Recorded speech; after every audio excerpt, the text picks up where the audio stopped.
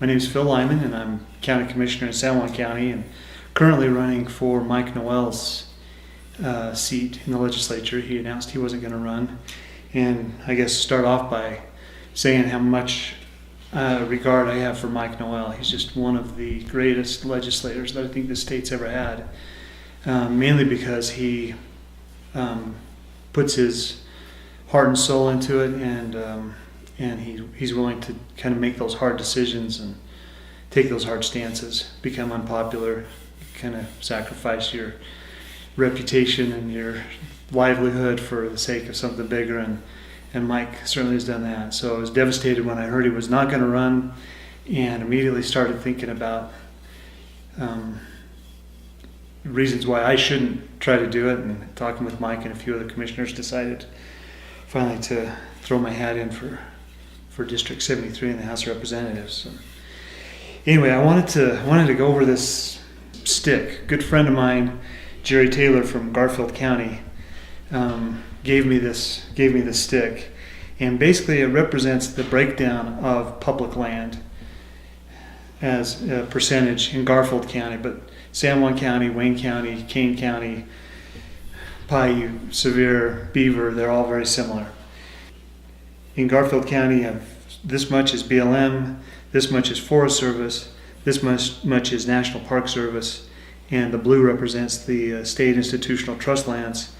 The white on the end here is the private property. This is what most counties have to base their tax base on to keep their schools going, and as Jerry calls this is the short end of the stick.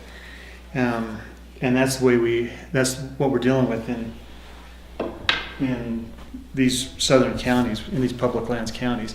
And the other thing that is really troubling about this makeup is these federal agencies who have a mandate to look after the national interest have kind of allowed their policies and stuff to be commandeered by the special interest groups like SUWA, Southern Utah Wilderness Alliance, the Wilderness Society, Conservation Lands Foundation. So you have these wilderness advocacy groups that have come in and they've taken over this the policy for these groups. In fact, BLM has in their settlement agreement on the resource management plans that their policies have to be approved by SUWA. So when you're talking to the BLM, you're almost talking to the middleman now, because SUWA is calling so much the shots, which is illegal and unconstitutional, but that's kind of what we're dealing with. And that gets a little bit closer to my own story and my own experience as being a commissioner. I was frustrated that the BLM had come in with a very heavy hand into San Juan County, and specifically to my hometown of Blanding. Daniel P. Love, federal law enforcement officer working for the BLM, came to conduct a sting operation for artifacts.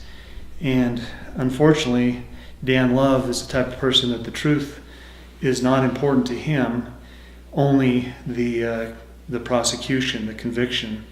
And so in 2009, he rolled in here with 140 federal agents into Blanding and really affected people's lives in a negative way. A good friend of mine, Dr. Jim Red, took his own life the following day. His wife and daughter were being charged with felonies that was going to put him in jail for 80 years, is what the BLM was telling him. He was going to lose his medical license, and I believe it was an effort on his part to take away some of the charge off of that whole situation and protect those people that he cared about the most. And another couple of friends of mine were charged with illegal trail construction out in Recapture, a separate incident but happening at the same time and by the same characters. Southern Utah Wilderness Alliance, beating the drum, and Great Old Broads from Wilderness, with their spurs kicking the BLM, telling them to press charges, and so they did press charges against him. And Recapture Canyon is a canyon just outside of Blanding, about a mile from my home. It runs next to Blanding. It actually goes for about 37 miles, but the only part that they put in a travel restriction was the area that was adjacent to and closest to the town of Blanding. And then they falsely accused and falsely charged these two men.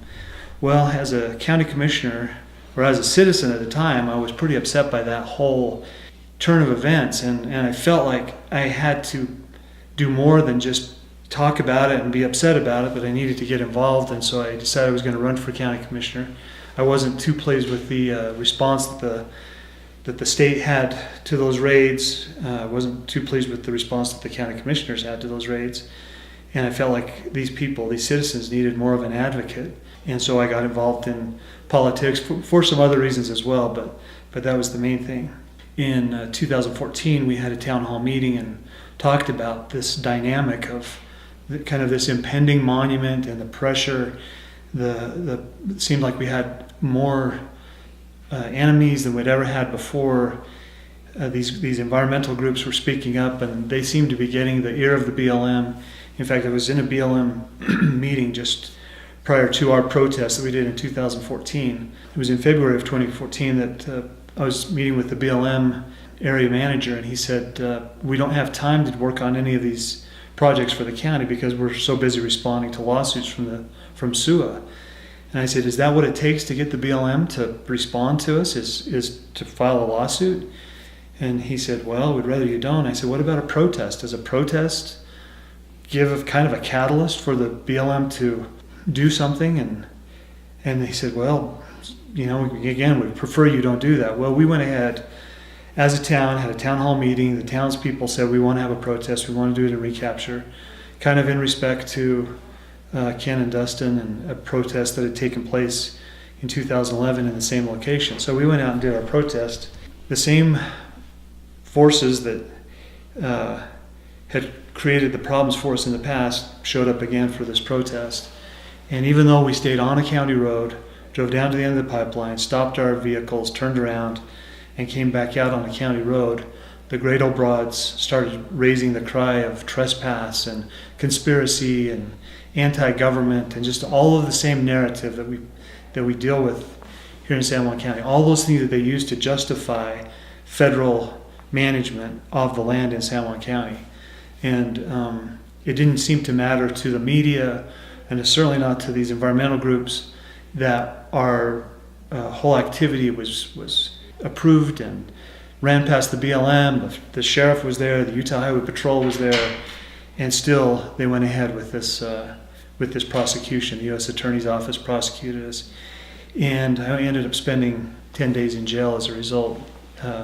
Monty Wells, a good friend of mine who actually put together this map that we'll look at, he spent 5 days in jail. And I want to talk a little bit about jail time. I went to Purgatory Correctional Facility. It was assigned to a federal facility, and they were authorized to take federal inmates. So I checked into the Purgatory Correctional Facility, and when you go in there, it's a humiliating experience. I don't know if any of you have ever been booked into jail, but it's pretty traumatic. Just the whole booking process, and then they give you a rubber mat that's about a half inch thick, and an extra change of clothes. You're wearing a jumpsuit or a kind of like a set of scrubs that look like pajamas, and they give you 2 sets of those. So you have a bag with some of those things in it, and your mat, and absolutely nothing else. No wallet, no wedding ring, nothing that identifies you. And when I walked into that through the doors carrying my pack of stuff, I looked around at the other inmates that were in there, and they were smiling, they were welcoming, but I thought, these guys are crazy. Their hair was sticking out, and they were prisoners, and they're all wearing the same orange striped suits. And what I didn't realize is that in jail you don't have your hairbrush and your gel and your things like that. And after 2 days, I looked just like the rest of them. So found some good friends there, and found out that there was a lot of things to be desired in the correctional system. A lot of these guys were waiting for trial, and some of them had been waiting for 6 months just for a trial. My cellmate was a great young man, somebody that I still have a huge amount of respect for. He'd been in a car accident right the week that he graduated from high school, and basically blew his hip out, got a hip replacement, became addicted to opioids, and was dealing with that addiction. And our system takes those kinds of people, puts them in a cage, and lets them sit there for a while till they lose their job, lose their girlfriend, lose their car, lose their apartment, things like that. And when they get out, they're expected to somehow just pick right up and still dealing with all the the addiction issues that they had before. There's no treatment there.